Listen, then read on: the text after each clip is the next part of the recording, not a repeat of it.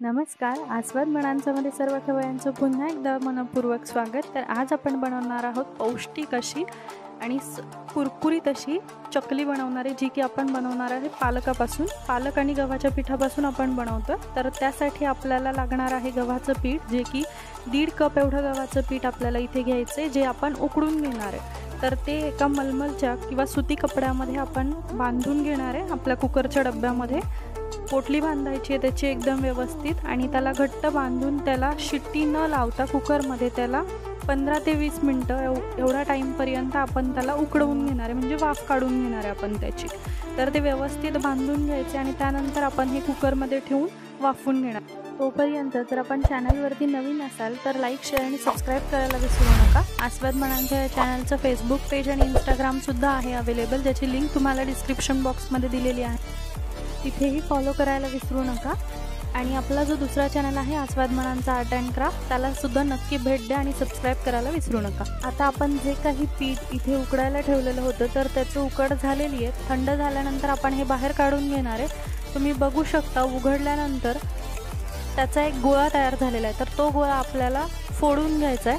तर हा गोळा तयार होणं म्हणजेच आपलं पीठ जे आहे ते व्यवस्थित उकडलं गेलेलं आहे आणि आपली चकली कुठेही फसणार नाही, हे एक साईन आहे. म्हणजेच हे चांगली गोष्ट आहे की आपली चकली कुठेही फसणार नाही आणि आपलं जे काही पीठ आहे तर त्याची उकड एकदम व्यवस्थित निघलेली आहे. कारण आपण जे गव्हाचं पीठ वापरलं आहे, चकली जेव्हा आपण दिवाळीमध्ये बनवतो तर ती भाजणीची चकली असते. म्हणजेच की आपण वेगवेगळे धान्य किंवा कडधान्य आपण व्यवस्थित भाजून घेतो आणि त्यानंतर ती चकली बनवतो. तर आपण इथं गव्हाचं पीठ न भाजता आपण त्याची उकड काढून घेऊन ही व्यवस्थित चकली आपली बनणार आहे. म्हणजेच कुरकुरीत पण बनणार आणि आपली चकली कुठेही तुटणार नाही, विरघळणार नाही तेलामध्ये, आणि तेलही जास्त पिणार नाही. यासाठीच्या पण टिप्स पुढे सांगितलेल्या आहेत. तर आता हे सगळं काही आपण जे काही फोडून घेतलेलं पीठ आहे तर ते आपण व्यवस्थित आता चाळून घ्यायचं आहे. म्हणजेच कुठेही त्याची गुठळी पण नाही राहिली पाहिजे आपण पीठ मळताना. त्यासाठी हे व्यवस्थित आपल्याला चाळून घ्यायचं आहे. जे काही शेवटचा चुरा उरलेला आहे तोच की गव्हाचा कोंडा असू शकतो किंवा त्याच्या ज्या गुठळ्या आहेत त्या शिल्लक आहेत तर त्या आपण टाकून द्यायच्या. त्यानंतर आपण मीठ टाकायचं चवीनुसार.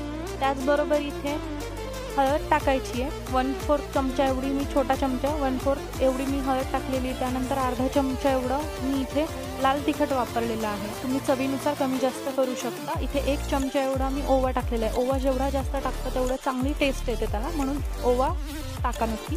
आणि इथे तुम्ही तीळही ॲड करू शकता, बट तीळ माझ्याकडून विसरून गेले त्यामुळे मी नाही ॲड केले.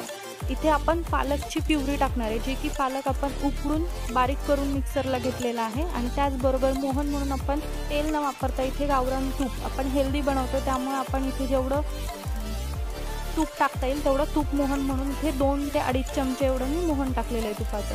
त्यानंतर हे एकजीव करून घ्यायचं आहे. पाणी न टाकता आधी आपण सगळं एकजीव करून घ्यायचं आहे आणि त्यानंतर गरजेनुसार पाणी ॲड करायचं आहे.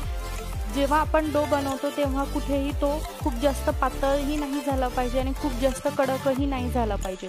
अशा पद्धतीचा आपल्याला नॉर्मल कन्सिस्टन्सीचा डो इथे बनवून घ्यायचा. म्हणजे जर का त्याच्यामध्ये पाणी जास्त असेल तर चकली नक्की लूज पडणार, आणि जर का कडक असेल तर चकली प्रमाणापेक्षा जास्त कडक बनेल. तर त्यासाठी आणि आपल्या ज्या साच्या आहेत त्यातून बाहेरसुद्धा लवकर नाही येणार, तुम्हाला पण त्रास होईल. त्यासाठी एकदम मीडियम असा डो बनवून घ्यायचा आहे. गरजेनुसार पाणी तुम्ही ॲड करू शकता आणि नॉर्मल टेम्परेचरचं पाणी वापरायचं इथे आपल्याला. जे की आपण हंड्यामध्ये वगैरे ठेवतो तेच नॉर्मल टेम्परेचरचं पाणी वापरलेलं आहे. गरम पाणी टाकण्याची गरज नाही आहे. आता आपला जो काही साचा आहे तर त्याला मी आतून तेल लावून घेतलेलं नाही. तुम्ही जर का तेल लावायचं असेल तर तेल पण लावू शकता. आता याचा एक गोळा घ्यायचा आहे आणि तो गोळा आपण सिलेंडर साईज म्हणजेच की आपण उभा असा गोळा तयार करून घ्यायचा आपल्या साच्याच्या मापाचा, आणि तो आपण भरून व्यवस्थित आपल्या चकल्या प्रेस करून घेणार आहे. तोपर्यंत इथे आपण चकली टाकून घेतो. तोपर्यंत तुम्ही तेलही तापायला ठेवू शकता नॉर्मल टेम्परेचरवरती, म्हणजेच की मीडियम टू लो फ्लेमवरती आपल्याला तेल आधी तापवून घ्यायचं आहे. आता व्यवस्थित चकल्या आपल्या सगळ्या करून झालेल्या आहेत. तोपर्यंत इथे तेल तापत ठेवलेलं होतं. तर तेलाचं टेम्परेचर तुम्ही बघू शकता की खूप जास्त गरम किंवा खूप जास्त थंड तेल नाही आहे.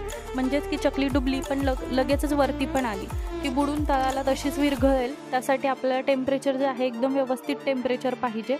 आणि त्यानंतर आपण हे एकदम मीडियम टू लो फ्लेमवरती आपण ह्या चकल्या तळून घेणार. म्हणजे खूप जास्त टेम्परेचर नको आहे आपल्याला, आणि एका वेळेसच आपल्याला 7 ते 8 चकल्या तळून घ्यायच्या. म्हणजे तुमच्या कढईच्या साईजनुसार आणि तेलाच्या साईजनुसार तुम्ही ज्या चकल्या आहेत तर त्या तळून घेऊ शकता. जेणेकरून काय होईल की आपलं जे काही तेलाचं ते कमी जास्त होणार नाही, म्हणजेच की स्टेबल राहील आणि आपलं जे काही तेल आहे तर ते जास्त गरम किंवा जास्त थंड राहणार नाही आणि आपल्या ज्या चकल्या आहेत तर त्या एकदम व्यवस्थित आपल्या चकल्या तळून निघतील आणि व्यवस्थित कुरकुरीत अशा होतील. तर त्यासाठी आपण तेलाचं टेम्परेचरकडे जास्त लक्ष द्यायचं. आणि आता तुम्ही बघू शकता की इथे मी जशी तोडून दाखवली आहे चकली, ती एकदम कुरकुरीत अशी चकली तयार झाली आणि तेलकटही झालेली नाही आहे. काही काही चकल्या जेव्हा आपण बनवतो तेलाचं टेम्परेचर जर कमी असेल तर त्या तेल पितात, म्हणजेच की तेलकट होतात. तर इथे तुम्ही बघू शकता की चकलीला तेलही कमी आहे आणि आपल्या ज्या चकल्या आहेत त्या खुसखुशीतसुद्धा झालेल्या आहेत. तर अशा प्रकारे नक्की बनवा आणि कळवायला विसरू नका. पुन्हा एकदा भेटूयात अशाच नवीन व्हिडिओसोबत. तोपर्यंत